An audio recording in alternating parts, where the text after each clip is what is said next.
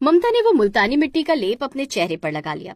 तभी अचानक उसे अपनी सास के खर्राटों की आवाज आने लगी। अगर अचानक किसी की नींद खुल गई तो मेरे ससुराल वाले मुझे पागल समझेंगे, बोलेंगे इतनी रात में मेकअप करने की क्या जरूरत थी। ऐसा करती हूँ, घर के बाहर टहल कर आती हूँ, जिससे खुली हवा भी चेहरे पर लग जाएगी तो ये मेकअप और ज्यादा असर करेगा। राधा इधर से उधर चक्कर लगाने लगी। तभी अचानक बालकनी से एक औरत ने राधा को देख लिया। राधा को देखकर वो जोर जोर से चीखने लगी, अरे बाप रे, अपने मोहल्ले में भूतनी आ गई। अरे मोहल्ले वालों बाहर निकलो, देखो हमारे मोहल्ले में भूतनी, भगाओ इसको यहाँ से। भाभी, ये गोबर क्यों लगा रखे चेहरे पर? ममता, ये गोबर नहीं है, मैंने पीली मिट्टी में लौंग का रस मिलाकर अपने चेहरे पर लगाया है। भाभी, ये सब क्या किया करती हो? आपकी देवरानी इतनी बड़ी ब्यूटी एक्सपर्ट है और आप मिट्टी थोप कर बैठी रहती हो। किसी शहर में ममता और राधा नाम की दो बहुएं अपने सास ससुर अपने अपने पति अजय और विजय के साथ रहती थी। बड़ी बहू राधा गांव की रहने वाली थी, जबकि उसकी देवरानी ममता शहर की मॉडर्न लड़की थी।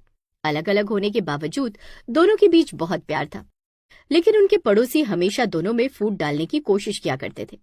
एक रोज सुबह सुबह ममता और राधा ने नाश्ता बनाया और सबको खिलाने लगी। तभी ममता का पति विजय बोला, ममता, त्योहारों का मौसम चल रहा है, तुम्हारा मेकअप भी खत्म हो गया होगा। अगर मेकअप लाना हो तो बता देना, मैं कल लेते आऊंगा।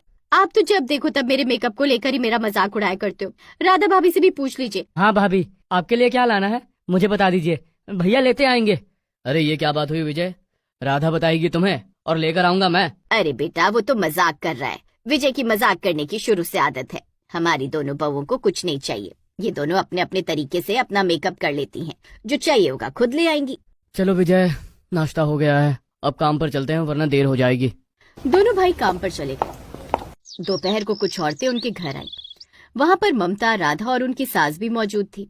अरे ममता, इससे मिलो, ये पायल, इसको तो तुम दोनों जानती हो, हमारे गांव की लड़की है। हाँ हाँ, पायल को तो हम सब जानते हैं, क्या हो गया? राधा, तुमसे बात ना कर रहे हम तो ममता से बात कर रहे हैं। ममता, 1 महीने बाद इसे देखने लड़के वाले आने वाले हैं। इसे तू अपने मेकअप से 1 महीने के अंदर इतना गोरा और इतना खूबसूरत बना दे कि लड़का मना ही ना कर पाए। अरे बहन, इंसान खूबसूरत तो अंदर से होता है। हमारी पायल बहुत खूबसूरत है, क्या सामने लोग खूबसूरत नहीं होते? अरे भाभी, ये सब बातें आजकल के लड़के नहीं सोचते। आज भी लोग गोरे लोगों को ही ज्यादा पसंद करते हैं, फिर चाहे हम कितनी ही बड़ी बड़ी बातें क्यों ना कर ले। आप हर रोज सुबह शाम मेरा मेकअप करोगी? ठीक है पायल, मैं तुम्हारे चेहरे पर सुबह शाम हर रोज नीम और हल्दी का लेप लगाऊंगी, फिर गाय के दूध की मलाई लगाऊंगी। रात को सोने से पहले केसर और बादाम पीस कर लगा लेना, फिर देखना 1 हफ्ते में निखार आ जाएगा। थोड़ा सा केसर और हल्दी मिलाकर दूध भी पी लेना रात को, धीरे धीरे तुम्हारा खून भी साफ हो जाएगा। हाँ पायल, हमारी राधा बहू के नुस्खे बड़े काम आते हैं। आंटी माफ कीजिएगा, राधा गांव की रहने वाली, उसे मेकअप के बारे में क्या पता। अगर मैं राधा भाभी की ब्यूटी ट्रिक्स फॉलो करने लगी तो मैं पहले से भी ज्यादा काली हो जाऊंगी और राधा भाभी की तरह गंवार दिखने लगूंगी। ममता भाभी, आप आज की मॉडर्न जमाने की बहू हो, आपके पास अच्छे अच्छे ब्यूटी प्रोडक्ट्स हैं, आप उनसे मेरा मेकअप करना। आप जितने पैसे कहोगी मैं देने को तैयार हूँ। ठीक है पायल, मैं हर रोज तुम्हारा फेशियल करूंगी, मेकअप करूंगी, लेकिन राधा भाभी भी जो कह रही है ना, वो भी सही कह रही है।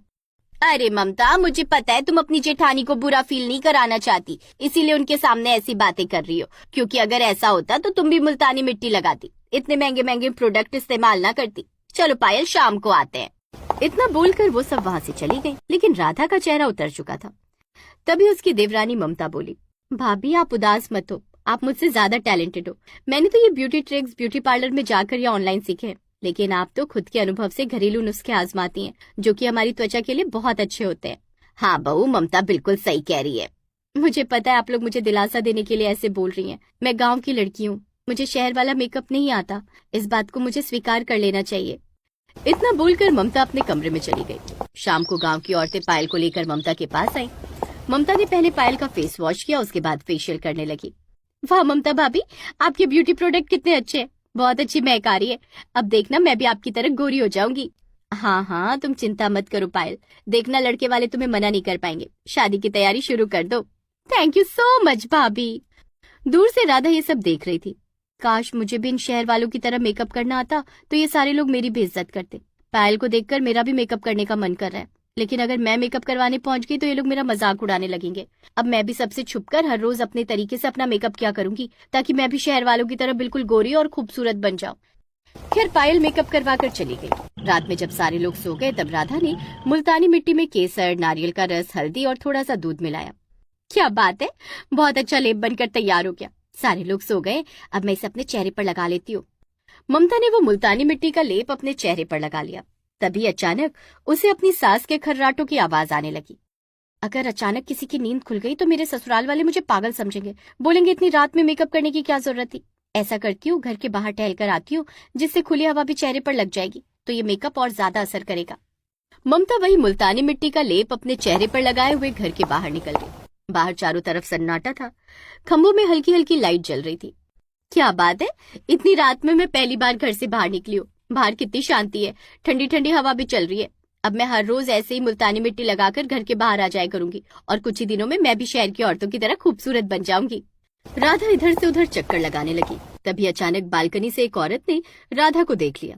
राधा को देखकर वो जोर जोर से चीखने लगी, अरे बाप रे, अपने मोहल्ले में भूतनी आ गई। अरे मोहल्ले वालों बाहर निकलो, देखो हमारे मोहल्ले में भूतनी, भगाओ इसको यहाँ से। अरे आंटी, मैं कोई भूत नहीं हूँ, मैं राधा हूँ, राधा। अरे बाप रे, ये तो राधा का नाम ले रही है। गांव में ही चुड़ैलें पाई जाती है और वो राधा भी गांव से आई है। शायद वही अपने साथ चुड़ैल ले आई हमारे मोहल्ले में। अरे मोहल्ले वालों जल्दी बाहर निकलो, इस भूतनी को यहाँ से मारकर भगाओ। उस औरत की आवाज सुनकर सारे मोहल्ले वाले अपने अपने घरों से बाहर निकल आए। वो औरत भी बालकनी से नीचे आ गई। अरे बाप रे, ये तो बहुत ही भयानक चुड़ैल है। ए चुड़ैल, भाग जा यहाँ से। अरे काका, मैं कोई चुड़ैल नहीं हूँ, मैं राधा हूँ, राधा। अजय, विजय, सासू माँ, ससुर जी, ममता बाहर आओ, देखो गांव वाले मुझे भगा रहे हैं। काका, मुझे लगता है चुड़ैल राधा के गांव से आई है, क्योंकि शहर में तो चुड़ैलें आजकल रहती नहीं, सब गांव में ही रहती है। जल्दी जल्दी से मारकर यहाँ से भगा दो, वरना अगर राधा आ गई तो इस चुड़ैल को जाने नहीं देगी यहाँ से। मैंने अपने चेहरे पर मुल्तानी मिट्टी लगा रखी है। अरे सासू माँ, ससुर जी, अजय, विजय, ममता, जल्दी बाहर आओ, इन लोगों ने मुझे घेर रखा है। उसकी आवाज सुनकर अजय, विजय, ममता और उसके सास ससुर भी बाहर आ गए। ये आप लोग क्या कर रहे हैं? ये मेरी बहू है, कोई चुड़ैल नहीं। भाभी, मुल्तानी मिट्टी लगाकर इतनी रात को आपको बाहर निकलने की क्या जरूरत थी? ये लोग ऐसे नहीं मानेंगे। ममता जल्दी से पानी लेकर आई और राधा के चेहरे से मुल्तानी मिट्टी साफ कर दी। तब जाकर राधा का चेहरा सबको साफ साफ समझ आया। अरे काका, मेरी तरफ क्यों देख रहे हो आप? इतनी रात में चेहरे पर मुल्तानी मिट्टी लगाकर बाहर घूम रही थी तो मैंने सोचा ही चुड़ैल होगी। भला रात में ऐसी हरकतें कौन करता है? हम तो कहते हैं इसे इस मोहल्ले से बेदखल कर दो। इस मोहल्ले में सब हाई क्लास औरतें रहती हैं, इसके जैसी गवार बहू की यहाँ कोई जरूरत नहीं है। ये कैसी बातें कर रही हो तुम? आखिर उसने ऐसा क्या कर दिया? राधा मेरी बहू है और हम यहाँ पर किराए पर नहीं रहती है जो हम उसे भगा दे। जाओ चुपचाप सो जाओ। राधा बहू, आज के बाद रात में मुल्तानी मिट्टी लगाकर बाहर मत निकलना। ठीक है माँ जी, मैं तो बाहर थोड़ी सी हवा खाने आई थी, मुझे क्या पता था ये लोग डर जाएंगे। मुझे तो लगा था शहर के लोग पढ़े लिखे होते हैं, वो भूत प्रेतों में मानते ही नहीं होंगे, पर ये तो गाँव वालों से भी ज्यादा डरपोक निकले। इतना बोलकर राधा अपने ससुराल वालों के साथ और बाकी लोग भी अपने अपने घर चले गए, लेकिन कुछ औरतें वहाँ पर रुक गई। ये एक नंबर की गवार राधा अपने आप को कुछ ज्यादा ही होशियार समझती है, गोबर और मिट्टी से मेकअप करती है और खुद को बहुत बड़ी तोप समझने लगी है, हमारी बेइज्जती करके चली गई। खैर, अब अगले दिन जब अजय विजय काम पर चले गए तब राधा ममता के पास आई और बोली, ममता, आज तुम पायल का मेकअप मुल्तानी मिट्टी में केसर और मलाई डालकर करना। मुझे लगता है उसके खून में गंदगी है। अगर मैं उससे बोलूंगी तो वो मेरी बात मानेगी नहीं। उसे तो आपके ब्यूटी ट्रिक्स अच्छे लगते हैं, मुझे तो सारे लोग गवारी समझते हैं। अरे नहीं भाभी, दुनिया चाहे कुछ भी कहे, हम लोग आपकी बहुत इज्जत करते हैं। आपके देसी नुस्खे मैंने भी कई बार आजमाए और वो काम भी किए। हमेशा महंगे महंगे ब्यूटी प्रोडक्ट काम नहीं आते। ठीक है, मैं आज पायल का मेकअप मुल्तानी मिट्टी से करूंगी। पायल और कुछ औरतों ने उन लोगों की बातें खिड़की से सुन ली। शाम को जब पायल उन औरतों के साथ ममता से अपना मेकअप करवाने आई तब ममता ने राधा के मेकअप ट्रिक से ही मेकअप करना शुरू कर दिया। भाभी, ये कौन सा प्रोडक्ट है, क्या मैं इसकी पैकेजिंग देख सकती हूँ? पायल, ये देसी नुस्खा है, कल मैंने अपनी ब्यूटी ट्रिक लगाई थी, आज राधा भाभी की ब्यूटी ट्रिक इस्तेमाल कर रही हूँ आप पर। देखो भाभी, अगर मुझे गवारों वाली ब्यूटी ट्रिक्स इस्तेमाल करनी होती तो मैं खुद ही कर लेती। आप अपनी खुद की ब्यूटी ट्रिक्स मुझ पर इस्तेमाल कर रही है, वरना मैं कहीं ब्यूटी पार्लर चली जाऊंगी। अरे अरे, तुम तो बुरा मान गई पायल। ठीक है, मैं आज के बाद राधा भाभी की ब्यूटी ट्रिक्स तुम पर कभी इस्तेमाल नहीं करूंगी। दूर से राधा ने ये सब देख लिया। उसकी सास भी वहीं खड़ी थी। बहू, तू उदास मत हो, मुझे पता है तूने पायल के भले के लिए ये सब किया होगा, लेकिन ये लोग तेरी बिल्कुल इज्जत नहीं करते। एक ना एक दिन तेरी कदर इन सबको जरूर होगी। खैर, मेकअप करवाने के बाद पायल उन औरतों के साथ वहाँ से चली गई। बाहर जाते वो सब आपस में बातें करने लगी। यार, ये गवार औरत जब देखो तब अपनी गांव वाली ब्यूटी ट्रिक्स लेकर हमारे पास आ जाती है। उस रात बालकनी से इसे देखकर मैं जानबूझकर चिल्लाई थी ताकि गांव वाले से मारकर भगा दे। मुझे तो पता ही था कि वो कोई चुड़ैल नहीं, राधा ही थी, पर मैंने मोहल्ले वालों को यकीन दिला दिया कि वो चुड़ैल है। पर वैसे आपने कोशिश बहुत अच्छी की, लेकिन चिंता मत कीजिए, हम जल्द से जल्द इस गवार को यहाँ से भगा देंगे। जब देखो तब हमारे बीच में टांग अड़ाया करती है। कहीं अपने चेहरे पर गोबर लपेट लेगी तो कहीं गंदी मिट्टी। ये भी भला कोई मेकअप ट्रिक हुई? बालकनी में खड़े होकर उनकी बातें राधा ने सुन ली। इस बार उसकी आंखों से आंसू छलक पड़े। क्या मैं इतनी बुरी हूँ? मैं भले ही गाँव की हूँ लेकिन मेरी ब्यूटी ट्रिक्स भी काम करती है। मैंने आयुर्वेद पढ़ा है लेकिन ये लोग कुछ समझते ही नहीं। आज के बाद मैं मेकअप वाले मुद्दे पे बीच में बोलूंगी ही नहीं और न मैं कभी इनके सामने आऊंगी। उस दिन के बाद राधा ने खुद का मेकअप करना भी बंद कर दिया। वो अब मेकअप के बारे में किसी से बात तक नहीं करती थी और उसने गांव की औरतों से मिलना भी बंद कर दिया।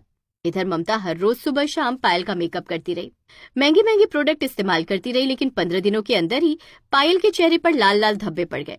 उसका चेहरा चितकबरा जैसा हो गया। वो भागकर ममता के पास आई। भाभी, ये देखो क्या हो गया। पिछले 3-4 दिन से मेरे चेहरे पर खुजली हो रही थी, धीरे धीरे देखो कितने बड़े बड़े दाने हो गए, दाग धब्बे हो गए पूरे चेहरे पर। अब मैं क्या करूं? 15 दिन बाद वो लड़के वाले मुझे देखने आने वाले हैं। पायल, लगता है तुम्हें कोई इन्फेक्शन हो गया है, जल्दी से किसी डॉक्टर को दिखाओ। पायल मोहल्ले की औरतों के साथ डॉक्टर के पास गई।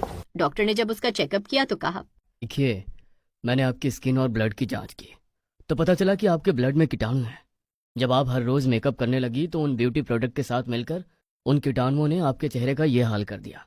आज से मेकअप करना बंद कर दीजिए। जो मैं फेस वॉश लिख रहा हूँ सिर्फ उससे चेहरा धोइए और ये दवाइयाँ सुबह शाम खाते रहिए।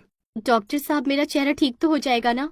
अरे क्यों नहीं, ये कोई बहुत बड़ी बीमारी नहीं है जो ठीक नहीं होगी। बस आपकी स्किन पर इन्फेक्शन हुआ है, लगभग 2 महीने के अंदर ठीक हो जाएगा सब। ये सुनकर पायल और बाकी औरतें दंग रह गईं।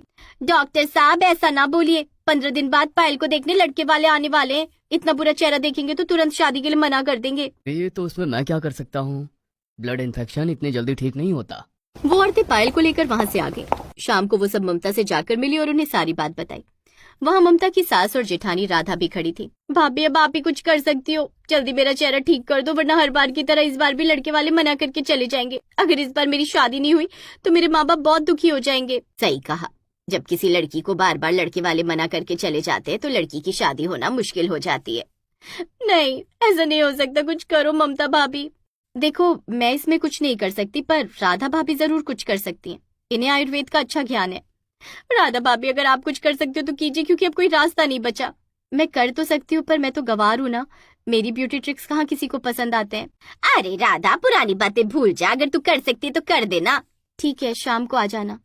पायल उन औरतों के साथ वहाँ से रोते हुए चली गई। इधर राधा ममता के साथ किसी जंगल में गई और कुछ जड़ी बूटियां लेकर आई। फिर उसने मुल्तानी मिट्टी में वही जड़ी बूटी मिलाई। इसके अलावा उसने उसमें केसर, हल्दी और दूध की मलाई मिलाकर एक लेप तैयार किया। अब पायल को बुला लो ममता।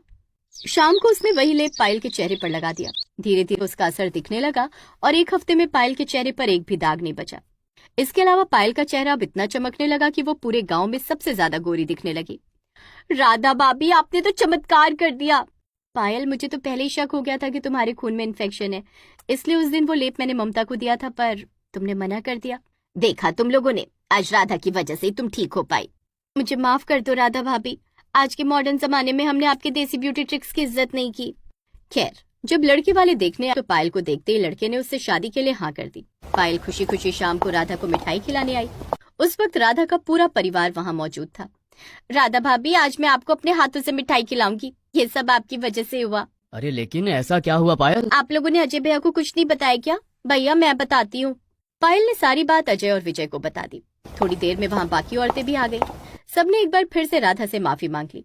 उस दिन के बाद पूरा मोहल्ला राधा की इज्जत करने लगा। उसके देसी ब्यूटी ट्रिक्स धीरे धीरे हर जगह फेमस हो गए और सब खुशी खुशी रहने लगे।